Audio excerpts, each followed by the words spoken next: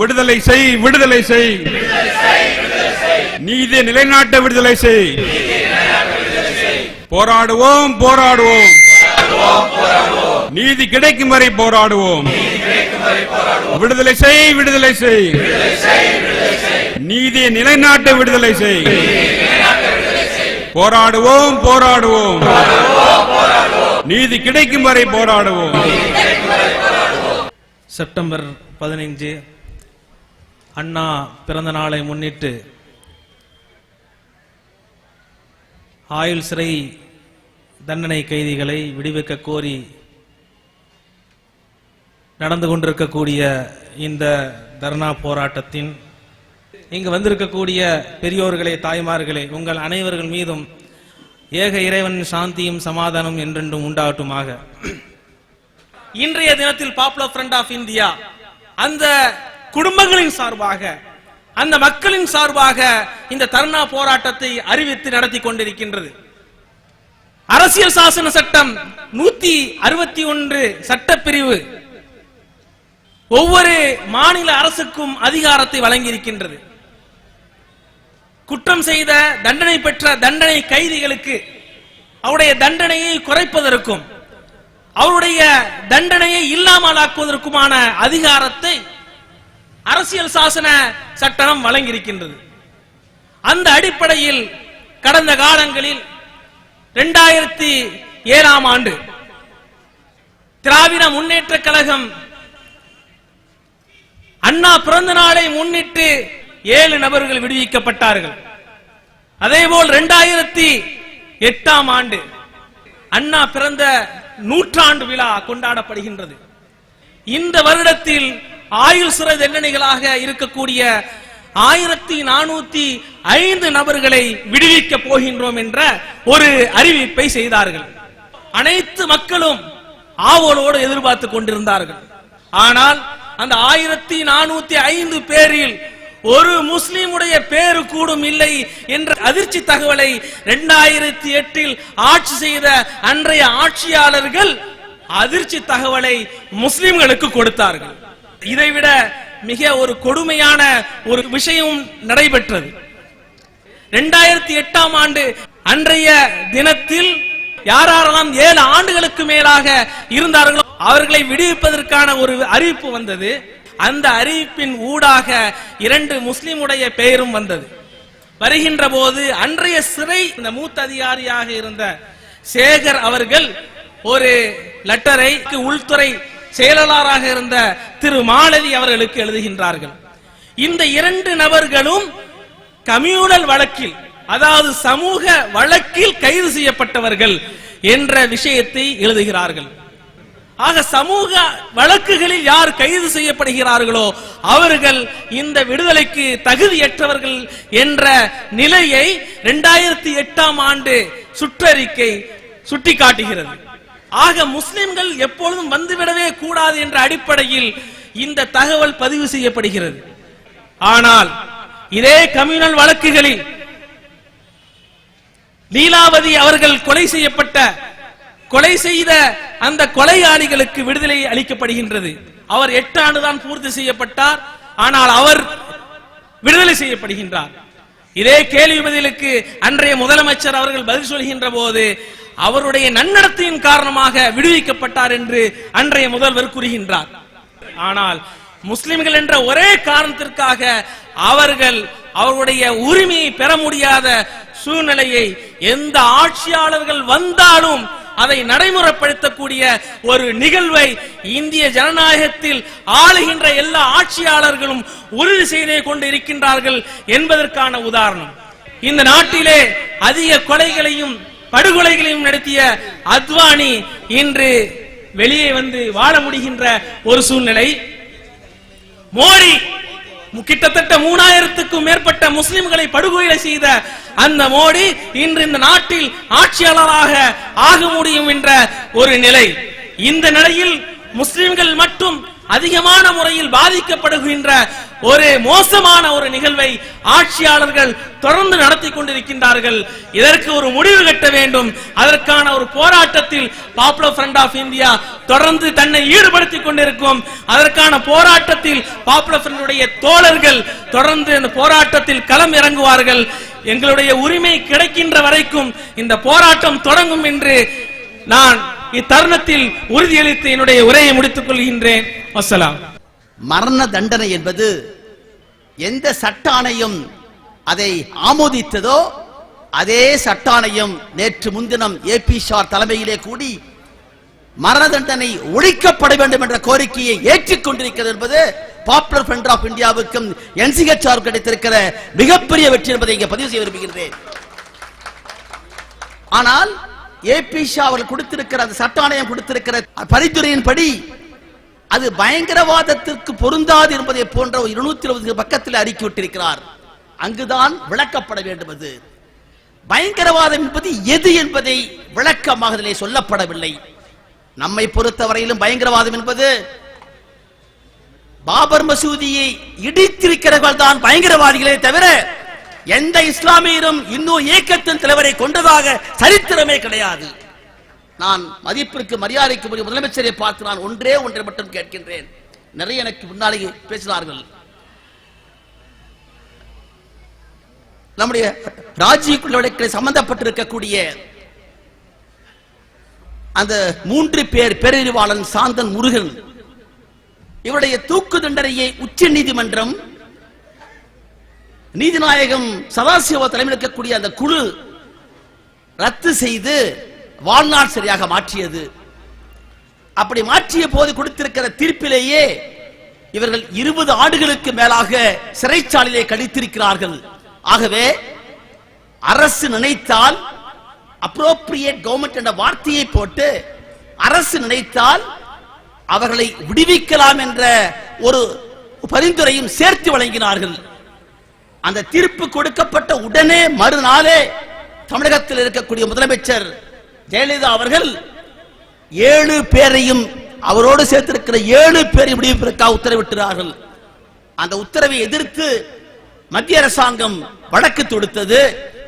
அது இன்றைக்கு உச்சநீதிமன்றத்திலே 3 பேர் கொண்டிருக்கிற நீதிபதி மத்தியிலே மிகப்பெரிய வழக்காக விவாதிக்கப்பட்டது.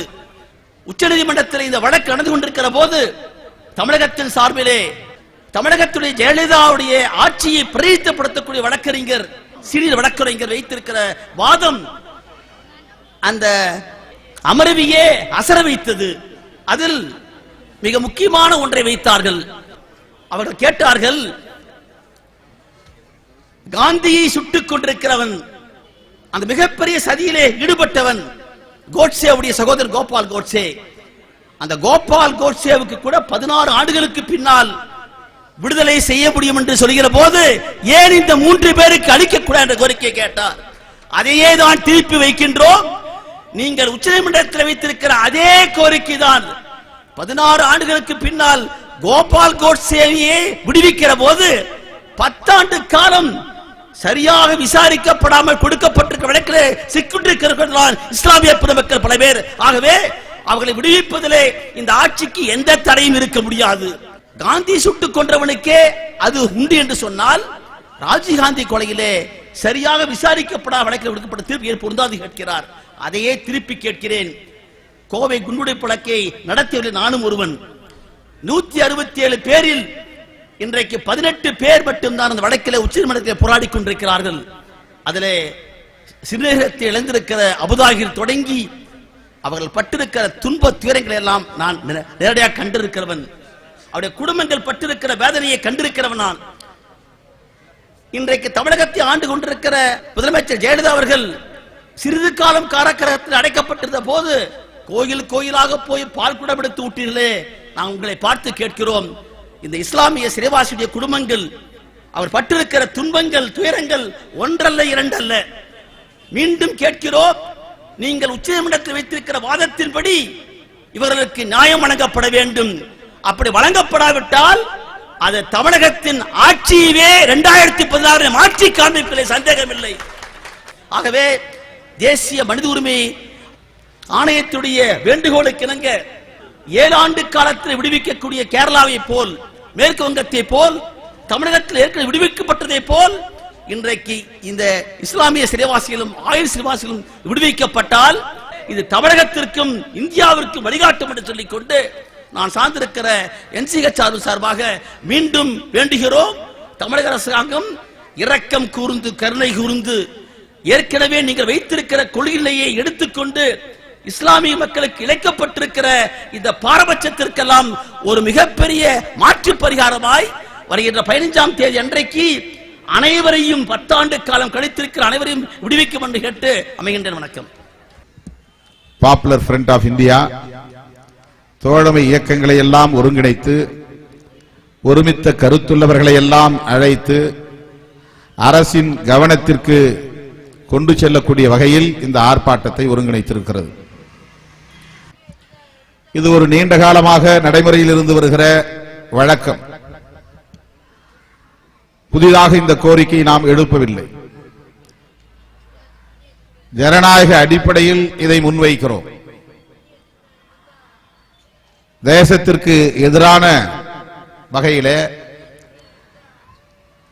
நாட்டின் சட்டம் ஒழுங்கை சீர்குலைக்கிற வகையிலே செயல்படக்கூடியவர்களை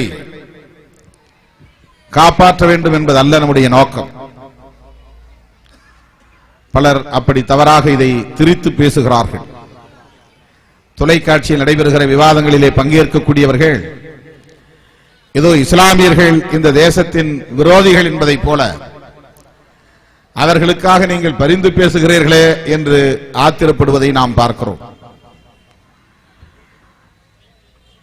இஸ்லாமிய இயக்கங்கள் தேசத்திற்கு விரோதமாகவோ சட்டம் ஒழுங்கை சீர்குலைக்கக்கூடிய வகையிலோ இந்தியாவில் இயங்கவில்லை என்பதை அனைவரும் நன்கு அறிவோம். ஆனாலும் இஸ்லாமிய சமூகத்தின் மீது இப்படி ஒரு முத்திரையை தொடர்ந்து குத்தி வருகிறார்கள். அதை தக்க வைப்பதற்கு முயற்சிக்கிறார்கள். நாடு அமைதியாக இருக்க வேண்டும், மக்கள் ஒற்றுமையாக இருக்க வேண்டும், சமூக நல்லிணக்கம் பேணி பாதுகாக்கப்பட வேண்டும், ஜனநாயகம் காப்பாற்றப்பட வேண்டும் என்பதில் பிற அரசியல் கட்சிகளைப் போலவே இஸ்லாமிய இயக்கங்களும் தம்முடைய பங்களிப்பை செலுத்தி வருகின்றன என்பதை யாரும் மறுத்துவிட முடியாது. ஆனாலும் இஸ்லாமிய சமூகத்திற்கு எதிரான ஒரு வெறுப்பு, இஸ்லாமிய சமூகத்திற்கு எதிரான ஒரு பழிவாங்கும் போக்கு இன்னும் பரவலாக பரப்பப்படுகிறது, தூண்டப்படுகிறது. ஒட்டுமொத்த இந்தியா முழுவதும் இதை ஒரு அரசியல் உத்தியாகவே கையாண்டு வருகிறார்கள். இது ஒரு ஸ்ட்ராட்டஜி. இஸ்லாமிய மக்களுக்கு எதிரான வெறுப்புணர்வை தூண்டுவது அவர்களுக்கு அரசியல் ஆதாயம் பெறுவதற்கு ஏதுவாக அமைகிறது. அதற்கு மிக சிறப்பான ஒரு சான்று இன்றைய பிரதமர் நரேந்திர மோடி. இஸ்லாமிய சமூகத்திற்கு எதிராக அவர் கையாண்ட உத்தி மிக முக்கியமானது என்பதை நாம் புரிந்து கொள்ள வேண்டும். இது ஒரு திட்டமிட்ட செயற்பாடு என்பதைத்தான் நான் இங்கே சுட்டிக்காட்டுகிறேன். இது எல்லா மட்டத்திலும் இருக்கிறது. இஸ்லாமியர் அல்லாத அரசியல் கட்சிகளை நடத்துகிற தலைவர்கள், குறிப்பாக வகுப்புவாத சிந்தனை உள்ளவர்கள், சாதியவாத சிந்தனை உள்ளவர்கள் இன்றைக்கு அதை வெளிப்படையாக செய்ய தொடங்கிவிட்டார்கள். நான் பல நிகழ்ச்சிகளில் இதை சுட்டிக்காட்டி வருகிறேன். ஆக இதனுடைய பொருள் என்னவென்றால், ஒருபுறம் சாதியவாத சக்திகள் தலித் வெறுப்பையும், இன்னொரு புறம் மதவாத சக்திகள் சிறுபான்மை சமூகத்தினருக்கு எதிரான வெறுப்பையும் ஒரு வெளிப்படையான செயல் திட்டமாக கையில் எடுத்திருக்கிறார்கள், அரசியல் உத்தியாக கையில் எடுத்திருக்கிறார்கள். ஆகவே இன்றைக்கு வெளிப்படையாகவே சோதித்து பார்ப்போம் என்று சோதித்து பார்த்ததில் வெற்றி கிட்டிவிட்டது. மோடியின் வெற்றி அதைத்தான் உறுதிப்படுத்துகிறது. அதை இன்றைக்கு எல்லா தளங்களிலும் விரிவுபடுத்துகிறார்கள். மதானி அவர்களின் மீது மிகப்பெரிய குற்றச்சாட்டு. ஆனால் நீண்ட இடைவெளிக்கு பிறகு வழக்கறிஞர் மோகன் அவர்கள் இங்கே இருக்கிறார். அந்த வழக்கை நடத்தியவர் பல ஆண்டுகளுக்கு பிறகு வழக்கின் இறுதியில் அவர் நிரபராதி என்று விடுதலை செய்யப்படுகிறார். கைது செய்தவர்களின் மனோநிலையும் அவரை கொடுமை செய்தவர்களின் மனோநிலையையும் நீங்கள் எண்ணி பார்க்க வேண்டும். விடுதலை செய்யப்பட்ட பிறகு மதானி நிரபராதி என்று எந்த ஊடகத்திலாவது கொட்டை எழுத்துகளில் பதிவானதா? முதல் பக்கத்தில் செய்தி வெளியானதா? ஊடகங்களில் மீண்டும் மீண்டும் அதை ஒளிபரப்பினார்களா?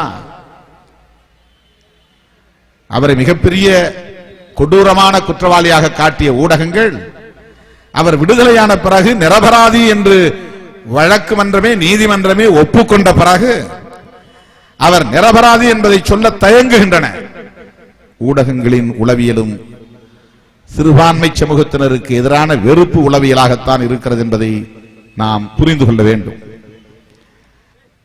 குஜராத்திலே கைதாகி சிறைப்பட்டிருக்கிற காவல்துறை அதிகாரி ஒருவர் பேசுகிற போது, பேட்டி கொடுக்கிற போது, முதலமைச்சர் ஆணையிட்டு அதை நான் செய்தேன், எனக்கு சிறை என்றால் ஆணையிட்ட முதல்வருக்கு எப்போது சிறை என்று கேட்டார்.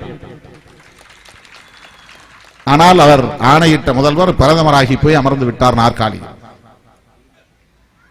இந்த நாட்டின் அரசியல் எந்த திசை வழி நோக்கி போய் கொண்டிருக்கிறது பாருங்கள். 3 நாளில் கிட்டத்தட்ட 3000 பேரை படுகொலை செய்தார்கள். அப்பாவி முஸ்லிம்கள், முதியவர்கள், பெண்கள், குழந்தைகள், வீட்டிலே தொலைக்காட்சி பார்த்துக் கொண்டிருந்தவர்களை எல்லாம், தூங்கிக் கொண்டிருந்தவர்களை எல்லாம் கூறு போட்டார்கள். எவ்வளவு கொடூரம்! அந்த கொடூரத்தை தண்டிப்பதற்கு இங்கே என்ன சூழல் இருக்கிறது? சிறுபான்மையினருக்கும் ஒடுக்கப்பட்டவர்களுக்கும் பாதுகாப்பற்ற ஒரு சூழல் தான் இன்னும் தொடர்கிறது. ஜனநாயக சக்திகள் வலுவாக குரல் எழுப்ப வேண்டும், துணிச்சலாக குரல் எழுப்ப வேண்டும். ஜனநாயக சக்திகளின் குரல் இன்னும் வலிமை பெற வேண்டிய தேவை இருக்கிறது. எல்லோருக்கும் நன்றாக தெரிகிறது இவர்கள் ஜனநாயகத்திற்கு விரோதமாக சிந்திக்கிறார்கள், திட்டமிடுகிறார்கள் என்று. ஆனால் வெளிப்படையாக கண்டிக்க தயங்குகிறார்கள், அடையாளப்படுத்த தயங்குகிறார்கள். ஜனநாயக சக்திகளின் இந்த தயக்கம் ஒரு பெரிய முட்டுக்கட்டை. ஜனநாயக சக்திகளின் இந்த தயக்கம் மிகப்பெரிய ஒரு தேக்கம். இதே முதல்வர் 90களின் தொடக்கத்திலே முதலமைச்சராக ஆட்சியில் இருந்த போது கிட்டத்தட்ட 2 ஆண்டுகளில் 350 பேரை விடுதலை செய்திருக்கிறார்கள். உங்கள் துண்டறிக்கையிலேயே அது பதிவாகி இருக்கிறது. 1992லும் 1993லும் அவர்கள் எத்தனை பேரை விடுதலை செய்திருக்கிறார்கள் என்கிற புள்ளி விவரம் இதில் இருக்கிறது. திராவிட முன்னேற்ற கழகம் ஆட்சியில் இருந்த போது தொடர்ந்து அந்த 4-5 ஆண்டுகளில் ஏறத்தாழ 1450 பேரை விடுதலை செய்திருக்கிறார்கள். அந்த நடைமுறை ஏன் இப்போது பின்பற்றப்படவில்லை? என்ன காரணத்தால் இது நிறுத்தி வைக்கப்பட்டிருக்கிறது? அந்த நடைமுறையை பின்பற்றி இஸ்லாமியர்களை விடுவித்துவிடக் கூடாது என்று தீவிரமான வகுப்புவாத சக்திகள் அழுத்தம் கொடுக்கிறார்கள். அதுதான் அதற்கு முக்கியமான காரணம். தமிழகத்தின் முதல்வர் என்கிற முறையிலே மாண்புமிகு செல்வி ஜெயலலிதா அம்மையார் அவர்களிடத்தில் நாங்கள் பாப்புலர் ஃப்ரண்ட் ஆஃப் இந்தியாவோடு இணைந்து இந்த கோரிக்கையை முன்வைக்கிறோம். பாப்புலர் ஃப்ரண்ட் ஆஃப் இந்தியா என்கிற இந்த இயக்கம் தேர்தல் கட்சி அல்ல, தேர்தலுக்காக இயங்குகிற இயக்கம் அல்ல, ஜனநாயகத்திற்காக போராடுகிற ஒரு இயக்கம், சமூக நீதிக்காக போராடுகிற ஒரு இயக்கம், இஸ்லாமியர்களையும் தாண்டி அனைத்து தரப்பு விளிம்பு நிலை சமூகத்தினருக்காகவும் குரல் கொடுக்கிற ஒரு இயக்கம். அந்த இயக்கத்தின் இந்த கோரிக்கையை மட்டுமல்ல, அது முன்வைக்கக்கூடிய அத்தனை கோரிக்கைகளையும் விடுதலை சிறுத்தைகள் எப்போதும் ஆதரிக்கும், உற்ற துணையாய் இருக்கும் என்று சொல்லி வாய்ப்புக்கு நன்றி கூறி விடைபெறுகிறேன். நன்றி, வணக்கம். அன்பான சகோதர சகோதரிகளே, 10 ஆண்டுகள் சிறைவாசத்தை அனுபவித்துக் கொண்டிருக்கும் நம்முடைய சமுதாய சொந்தங்களும் அதே போன்றுள்ள தோழர்களும் கருணை அடிப்படையில் விடுதலை செய்யப்பட வேண்டும் என்று பாப்புலர் ஃப்ரண்ட் ஆஃப் இந்தியா இன்று ஒரு மாபெரும் போராட்டத்தை நடத்தி கொண்டிருக்கின்றது. ஆண்களுக்கு சரி சமமாக அல்லது அதைவிட சற்று அதிகமாக முஸ்லிம் சகோதரிகள் பங்கெடுத்திருக்கின்றார்கள். இது ஒரு மிக உணர்வுபூர்வமான ஒரு செய்தி. ஏனென்றால் ஆண்களுக்கு நிகராக அல்லது ஆண்களை விட சற்றப்ப அதிகமாக இஸ்லாமிய சகோதரிகள் இந்த நிகழ்ச்சியில் பங்கெடுத்திருப்பது ஆயுள் சிறைவாசிகள் விடுதலை அடைவதற்கான நல்ல ஒரு சமிக்கை, நல்ல ஒரு அறிகுறி என்பதை கோடிட்டு காட்டினார்கள். இன்ஷா அல்லாஹ், அல்லாஹ் அதை நிறைவேற்றி கொடுப்பானாக. இதே போன்று பர்தா அணிந்த சகோதரிகள், இதே போன்று குழந்தைகளுடன், இதே போன்று வயதுக்கு வந்த பெண்களுடன், இதே போன்று வயது முதிர்ந்த நம்முடைய தாயார்கள் தினமும் காலையில் மும்பை ஆர்த்தர் ரோட்டில் உள்ள மத்திய சிறைச்சாலையில் கூட்டம் கூட்டமாக கூடுகின்றார்கள். பர்தா அணிந்து கொண்டு, நிகாப் அணிந்து கொண்டு, தன்னுடைய கை குழந்தைகளை எடுத்துக்கொண்டு, பச்சிலம் பாலர்களை கையில் ஏந்து கொண்டு, கண்களில் கண்ணீர் மல்க மும்பையில் ஆர்த்தர் ரோட்டில் இருக்கக்கூடிய மத்திய சிறைச்சாலையில் தினமும் கூட்டம் கூட்டமாக ஏதோ பள்ளிவாசலுக்கோ அல்லது ஏதோ இஸ்லாமிய குடும்பங்களில் நடக்கூடிய விழாக்களில் பங்கெடுப்பதற்கு கூடியிருப்பது போன்று கூட்டமாக குழுமி இருப்பார்கள். நாம் குழுமி இருக்கக்கூடிய இடம் என்னவென்று சென்று பார்த்தால் புரியும், அது சிறைச்சாலை. மும்பை ஆர்த்தர் ரோட்டில் இருக்கக்கூடிய சிறைச்சாலையினுடைய தினசரி காட்சி இது. இது என்னுடைய கருத்தல்ல, நீதிபதி ராஜேந்திர ஜசார் அவர்கள் தன்னுடைய அறிக்கையில் குறிப்பிடுகின்றார்கள். அது மும்பை மாத்திரமல்ல, தமிழகத்தில் அது கோவையாக இருக்கட்டும், மேலப்பாளையமாக இருக்கட்டும், பாளையங்கோட்டை மத்திய சிறைச்சாலையாக இருக்கட்டும், அல்லது மதுரையாக இருக்கட்டும், தமிழகத்தில் எந்த சிறைச்சாலை எடுத்துக்கொண்டாலும் தினமும் பர்தா அணிந்த பெண்கள் தங்களுடைய கை குழந்தைகளோடு கண்ணீர் மல்க காத்திருப்பது வாடிக்கையாகிவிட்டது என்பதை மிகவும் கஷ்டத்துடன், வேதனையுடன் இங்கு பதிவு செய்து கொள்கின்றேன்.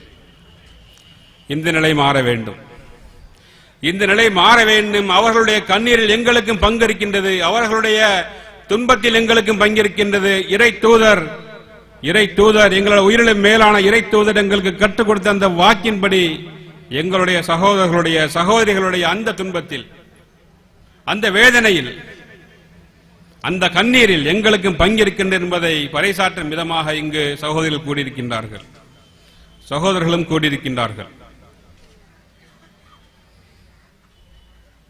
நாம் இங்கு பங்கெடுத்து ஒரு சில உரைகளை கேட்டுவிட்டு வந்தோம், பங்கெடுத்தோம், கேட்டோம், சென்றோம் என்றில்லாமல் நம்மை படைத்த இறைவனிடம் மன்றாடுவோம், நம்முடைய இரு கைகளையும் ஏந்துவோம், இறைவனிடத்திலே மன்றாடுவோம்.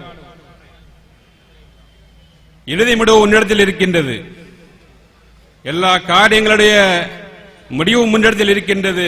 அதே போன்று இந்த முடிவு முன்னிடத்தில் இருக்கின்றது. எங்களுடைய கைகளை ஏந்துகின்றோம். இறைவா, எங்களுக்கு நீ பதிலை தா என்று நாம் தொடர்ந்து நம்முடைய ஒவ்வொரு வேளை தொழுகையிலும், குறிப்பாக தஹஜ்ஜத் தொழுகைகளிலும் நாம் நம்முடைய கோரிக்கைகளை இறைவனிடத்திலே முன்வைப்போம். இன்ஷா அல்லாஹ் நம்முடைய கோரிக்கைகளை வல்ல அல்லாஹ் ஏற்றுக்கொள்ளக்கூடிய காலம் மிக தொலைவில் இல்லை என்பதை நான் பதிவு செய்ய ஆசைப்படுகின்றேன். ஒரு தடுமாறிய மனநிலை கொண்ட, பித்து பிடித்த மனநிலை கொண்ட சமூகத்திற்கு மத்தியில் நாம் வாழ்ந்து கொண்டிருக்கின்றோம். ஆட்சியாளர்களும் ஆட்சியாளர்களுக்கு ஏவல் புரியக்கூடிய அதிகாரிகளும் அதுபோன்ற ஒரு பித்து பிடித்த மனநிலையில் வாழ்ந்து கொண்டிருக்கின்றார்கள். முஸ்லிம்களில் சிலரிடமும் அந்த மனநிலை மேலோங்கி இருக்கின்றது. அது என்ன மனநிலை? தவறிழைத்தவன் தண்டனை அனுபவித்தே ஆக வேண்டும், உப்பு தின்னவன் தண்ணியை குடிச்சாகணுங்கிற அந்த மனநிலை. ஏன் போராட வேண்டும்? தவறளித்திருக்கின்றார்கள், தண்டனை அனுபவித்தாக வேண்டும் என்று. தவறளித்தவனெல்லாம் தண்டனை அனுபவிக்க வேண்டும் என்ற சூழலில் ஒரு வாதத்தை நாம் முன்வைத்தால், இன்று இந்தியாவிலும் மாநிலங்களிலும் எவரும் ஆட்சி பொறுப்பிலே இருக்க முடியாது. எல்லோரும் அநீதி இழைத்தவர்கள், எல்லோரும் அநியாயக்காரர்கள், எல்லோரும் பாதக படுகொலைகளை புரிந்தவர்கள். அது பிரதமராக இருக்கட்டும் அல்லது உள்துறை அமைச்சராக இருக்கட்டும், எந்த அமைச்சராக இருந்தாலும் சரி, இந்த மத்தியில் ஆளக்கூடிய அமைச்சர்கள் இருக்கக்கூடியவர்கள் பெரும்பாலானவர்கள். ஒரு புள்ளிவரம் சொல்லுகின்றது 40%, மற்றொரு புள்ளிவரம் சொல்லுகின்றது 50%, இல்லை 60% கிரிமினல்கள். எப்படிப்பட்ட கிரிமினல்கள்?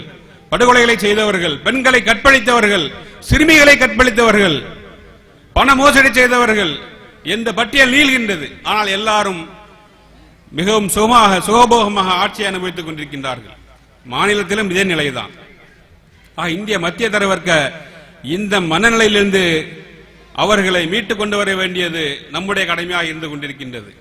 முஸ்லிம்களை மீட்டுக் கொண்டு வர வேண்டும், இந்த பொது சமூகத்தை மீட்டுக் கொண்டு வர வேண்டும். ஒரு பொது புத்தியை உருவாக்கி கொண்டிருக்கின்றார்கள், அதிலிருந்து இந்த சமூகத்தை மீட்டுக் கொண்டு வர வேண்டும்.